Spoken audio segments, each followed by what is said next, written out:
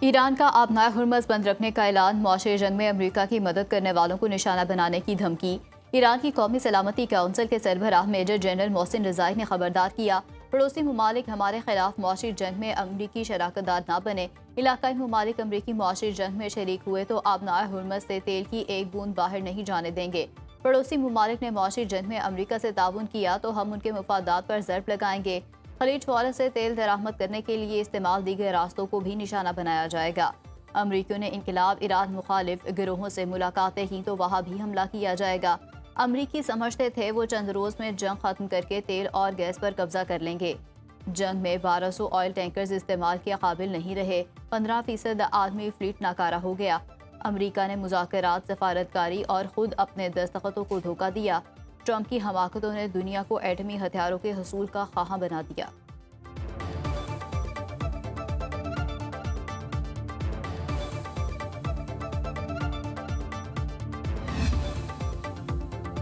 Trump نے پھر آبنائے ہرمز کو نیا امریکی علاقہ قرار دے دیا۔ امریکی صدر نے سوشل میڈیا پر تصویر شیئر کی جس میں آبنائے ہرمز کو نیا امریکی علاقہ قرار دیا گیا۔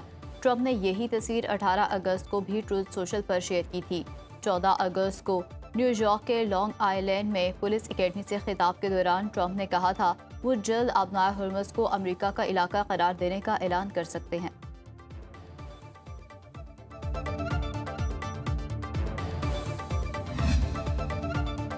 امریکی اقدامات سے ایران سرنڈر نہیں ہوگا، سابق امریکی وزیر دفاع نے کہا ایران کے خلاف چھیڑی گئی معاشی جنگ سے امریکہ کو کامیابی نہیں ملے گی۔ ایران آبنائے ہرمز بند کر کے امریکہ پر اقتصادی دباؤ بڑھا رہا ہے۔ ٹرمپ انتظامیہ کے حالیہ اقدامات تہران کو ہتھیار ڈالنے پر مجبور نہیں کر سکیں گے۔ امریکی فوج کے سابق آفیسر نے کہا ٹرمپ انتظامیہ کی جانب سے ایران کو غذائی اجناس اور طبی سامان کی فراہمی میں رکاوٹیں ڈالنا جنگی جرم ہوگا۔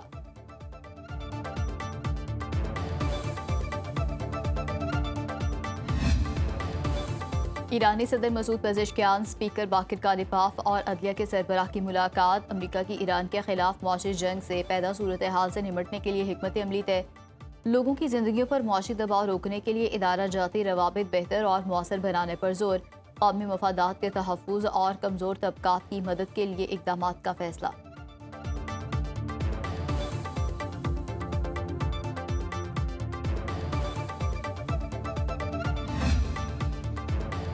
شام میں اسرائیلی حملہ، ترکیہ کو جنگ میں دھکیلنے کی کوشش تھی، امریکی سفیر کا دعویٰ۔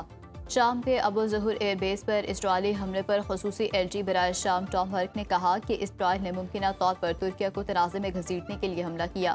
اسرائیل کا یہ تاثر درست نہیں، ترکیہ ایئر بیس پر فوجی تنصیبات قائم کرنے کا ارادہ رکھتا تھا۔ حملے کے وقت وہاں ترکیہ کے کوئی اثاثے نہیں تھے۔ اسرائیل کا مقصد ترکیہ کو اشتعال دلانا اور وزیر اعظم نتن یاہو کی آئندہ الیکشن سے قبل سیاسی حمایت حاصل کرنا ہو سکتا ہے۔ ترکیہ اسرائیلی طیاروں کو روکنے کی کارروائی کرتا تو صورتحال تیسری عالمی جنگ تک پہنچ سکتی تھی۔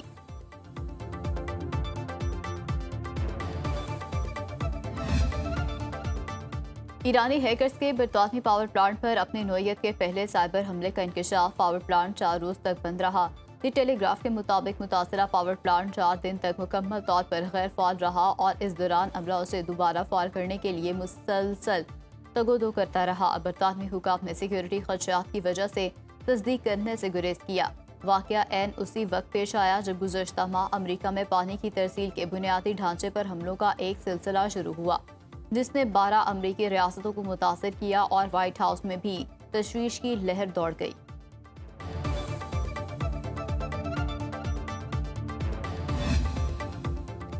جنگی حکمت عملی ناکام ہونے کے بعد امریکہ نے فوجی فتح کی کوششیں ترک کر دیں، واشنگٹن کی ایران مخالف پالیسی تبدیل ہو چکی۔ ایرانی بسیج کمانڈر حسین طائب نے کہا کہ امریکہ نے اب ایران پر سیاسی، سماجی اور علاقائی دباؤ کی پالیسی اختیار کر لی۔ طاقت کا عالمی نقشہ تبدیل ہو رہا ہے، امریکہ اب دنیا کا مرکز نہیں رہا۔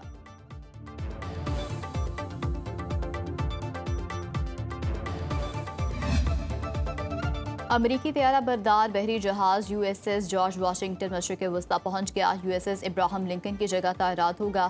امریکی عہدیداروں کے مطابق you S S George Washington کی خطے میں تعیناتی پہلے سے طے شدہ منصوبے کے تحت کی گئی۔ U S S Abraham Lincoln جنوری سے مشرق وسطی میں موجود ہے۔ طویل تعیناتی کے دوران جہاز کے عملے میں خودکشی کی کوششوں کے واقعات کی اطلاع بھی سامنے آئی تھیں۔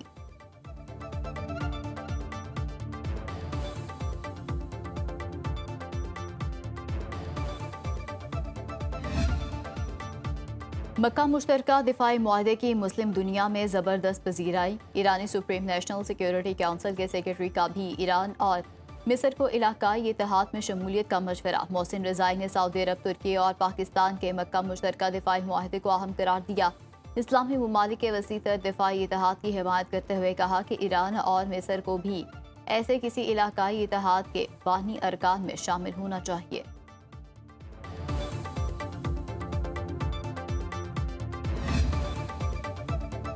نائب وزیر اعظم اسحاق ڈار کل سے 28 اگست تک برطانیہ کا سرکاری دورہ کریں گے۔ برطانوی وزیر خارجہ ایڈ ملیبینڈ اور وزیر مملکت اسٹیفن ڈیٹی سے ملاقاتیں شیڈیول۔ ترجمان دفتر خارجہ کے مطابق نائب وزیر اعظم برطانوی حکومت کے دیگر اعلیٰ حکام سے بھی ملاقاتیں کریں گے۔ اسحاق ڈار انٹرنیشنل میری ٹائم آرگنائزیشن کے سیکرٹری جنرل سے بھی ملیں گے۔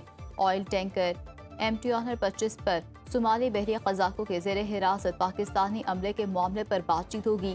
نائب وزیر اعظم دولت مشترکہ کے سیکرٹری جنرل شرلی سے بھی ملاقات کریں گے۔ اسحاق ڈار برطانوی ارکان پارلیمنٹ سے بھی ملاقاتیں کریں گے۔ لاہور میں نواز شریف کی زیر صدارت جاتی امراء میں بڑی بیٹھک۔ وزیر اعظم شہباز شریف اور وزیر اعلیٰ پنجاب مریم نواز کی بھی شرکت۔ نواز شریف کے اتحادیوں کو ساتھ لے کر چلنے کی ہدایت۔ شہباز شریف نے کہا، پوری کوشش ہے اتحادیوں کے تحفظات دور کریں۔ پیپلز پارٹی سے تمام مسائل پر مشاورت ہوتی ہے۔ آزاد کشمیر میں نون لیگ کی مضبوط حکومت بنے گی جو مسائل حل کرے گی۔ نواز شریف نے کہا کہ عوام کو مہنگائی سے ریلیف دیا جائے، کوشش کریں پیٹرول کی قیمتوں کا بوجھ عوام پر کم کریں۔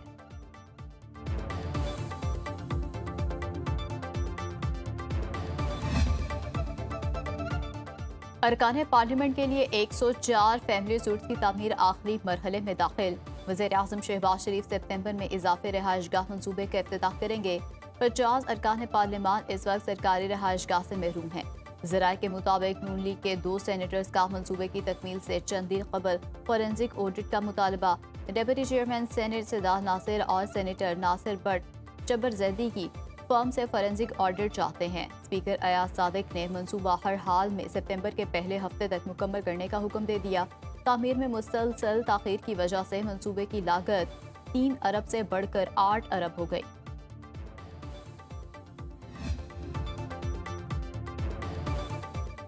پنجاب کے ہسپتالوں اور تعلیمی اداروں سے دوسرے صوبوں کے عوام بھی مستفید ہو رہے ہیں۔ وزیر اعلیٰ پنجاب مریم نواز کی لودھراں کے ارکان صوبائی اسمبلی سے گفتگو۔ کہا، لاہور میں جناح انسٹی ٹیوٹ آف کارڈیولوجی اور اسلامک کیتھ لیبس مکمل طور پر فعال ہیں۔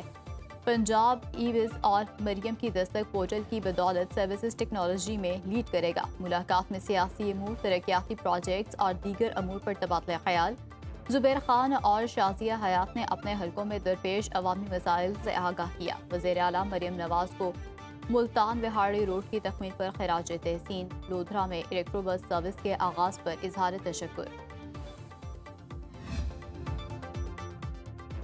جماعت اسلامی کا 12 ربیع الاول کے بعد ملکی شٹر ڈاؤن ہڑتال کا اعلان۔ حافظ نعیم الرحمان نے نیوز کانفرنس میں کہا، مہنگائی اور پیٹرولیم لیوی کے خلاف دھرنا 8ویں روز میں داخل ہو چکا۔ احتجاج تب ختم ہوگا جب حکومت ہمارے مطالبات عملی طور پر مانے گی۔ لیوی کا بھتہ ٹیکس کسی صورت نہیں ہونا چاہیے۔ حکومت کو پیٹرولیم مصنوعات کی قیمتوں میں کمی کرنا پڑے گی۔ کل خواتین نے حکومتی پالیسیز کے خلاف عدم اعتماد کا اظہار کیا۔ جماعت اسلامی آج لاہور میں بڑا جلسہ کرے گی۔ ہمارے مطالبات نہ مانے گئے تو اسلام آباد کی طرف بھی مارچ کریں گے۔